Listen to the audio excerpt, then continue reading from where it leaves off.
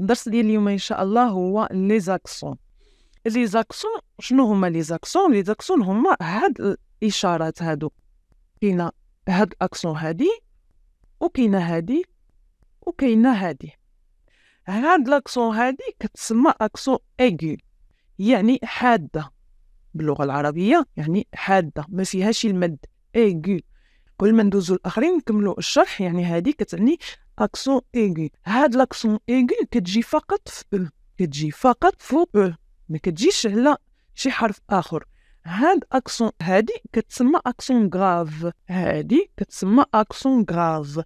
هاد اكسون غراف هادي كتجي فوق لي فوايل ا، كيجي فيها شويه ديال المد، كتجي فوق ا و اي و او.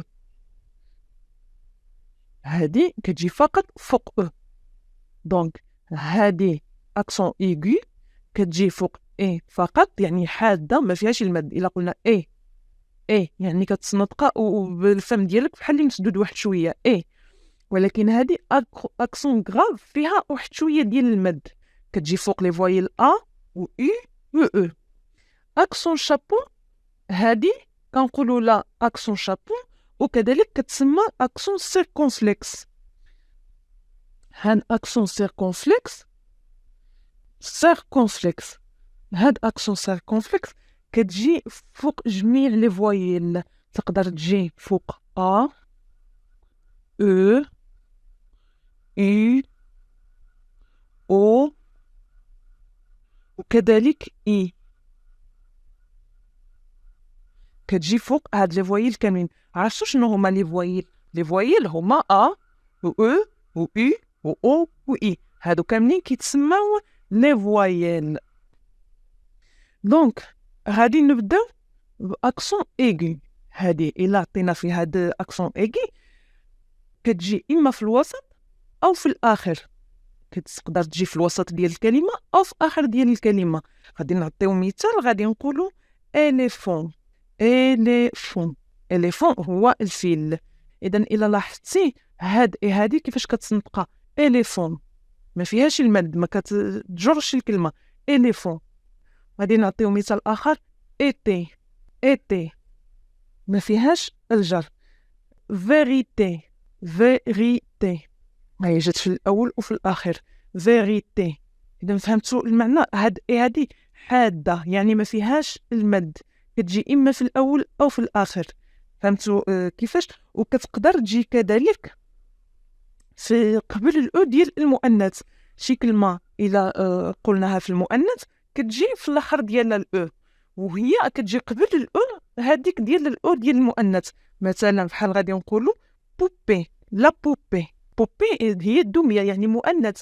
اذا ملي كتكون عندنا الكلمه مؤنث ضروري كنعملوا لها او على فا. دونك هاد او هادي كتجي قبل الاو ديال المؤنث. الاو ديال المؤنث ديال التانيث هي هادي، وهي كتجي قبل منها بوبي في الاخر ديال الكلمه. دونك ندوزو الان. شرحنا شنو هي اكسون ايغي. الان غادي ندوزو الاكسون غراف. فوقاش كتجي هاد اكسون غراف هادي؟ هاد لاكسون غراف ما كتجي لا في الاول ولا في الاخر ديال الكلمه، كتجي في الوسط. دائما هاد اكسون هادي كتجي في الوسط ديال الكلمه، ما كتجيش في الاول او في الاخر. بحال مثلا اوفيرت. اذا ها هي او، غادي نعملوا لا اكسون غراف. الا قريتيها غادي تقول اوفيرت، فيها واحد شويه ديال المد. اوفيرت فرق، يعني كتحس بالفرق ما بين ملي كتنطق هاد الاو هادي مع هاد الاو هادي. وكذلك هاد الاكسون هادي كتجي في واحد الحاله ديال لي زومونيم. شنو هما لي زومونيم؟ سبق لي عملت الدرس ديال لي زومونيم. المهم غادي نعاود نكتبو هنا معكم شنو هما لي زومونيم، ماشي مشكل.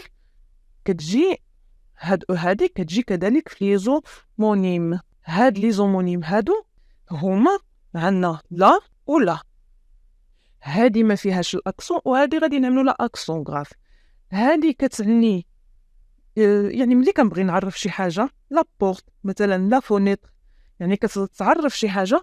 وهادي الا بغيتي تشير لواحد الحاجه، يعني مثلا غادي نقول مثلا ماشي لديك البلاصه، مثلا كتشير لواحد الحاجه. لا كاين مثلا او هادي ما فيهاش الاكسون، وهادي فيها اكسون غراف. هادي كتعني او، يعني او باللغه العربيه كتبغي تختار بين شي حاجه، يعني هادي او هادي، يعني كنعملوا هاد او وهاد او، وهادي كتعني اين، مثلا او فاتو، فين غادي، وهادي اين كتعني يعني كتجي في لا كيستيون، وهادي او كتفرق بها بين هادي وهادي. عندنا كذلك دي ودي. دي ديال الجمع غادي نقولوا مثلا دي جور، يعني الايام كتعرف بها، دي جور كتعرف بها واحد الحاجه. هذيك مثلا كنستعملوها غادي نقولوا دي مانتونو، مثلا من الان فصاعدا، من كتحدد بها من الان فصاعدا، دي مانتونو. دونك هادو ادوات الاشاره، يعني انا عطيت كل حاجه المعنى ديالها.